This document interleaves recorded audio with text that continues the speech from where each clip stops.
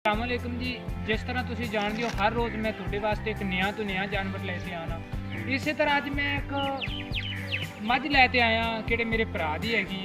मझ तुहानूं बाद च दिखावांगे, पहले थोड़ी जी तुहानूं इहदे बारे थोड़ी जी डिटेल दस दी पई जान। इत्थे आओ, की नाम है जी तुहाडा? शहबाज अहमद। शहबाज अहमद किन्नवें सूबे मझ? ये जी हुण पंजवां सूआ सू पई है। अच्छा, पंजवां सूबा सू। हाँ जी। ये दो टाइमां दा किन्ना दुध है? दो टाइमां दा तकरीबन 6-6.5 किलो दुध है। अच्छा, 6 हाँ बेटा। 6.5 लीटर दुध। हाँ जी। ये कोई अगे हामला भी हुई है? ये जी पिछले एतवार नूं प्रैगनेंट हो गई सी ते नवीं कराती असां। ठीक हो गया। मेरे भरा होरे दसी जांदे ने भी पिछले एतवार नूं इहनूं मैं नवीं दुध करवाया। पिछे इहदे जी आ कट्टा है जी। कट्टा है जी। हाँ। ते ये मेरा भरा किन्ने पैसे है ने जी? ਇਹਦਾ ਜੀ ਅਸੀਂ 1,10,000 रुपया ਸਾਡਾ ਫਾਈਨਲ ਰੇਟ ਹੈ। अच्छा, 1,10,000 रुपया फाइनल है। ये तुसी मेरे भरा तो सुन लिया गल्लां।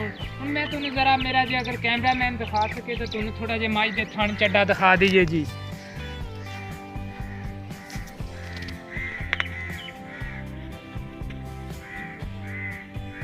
ਸਾਣੇ ਯਾਰ ਚੌੜੀ ਕੰਡ ਵਾਲਾ 1.5 ਗਿੱਠ ਕੰਡ ਹੈ ਉੱਤੋਂ।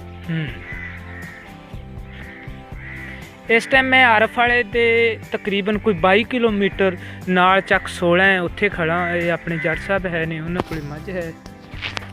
तो अल्लाह खैर करे, अगली वीडियो तुहानूं मिलनी है जी।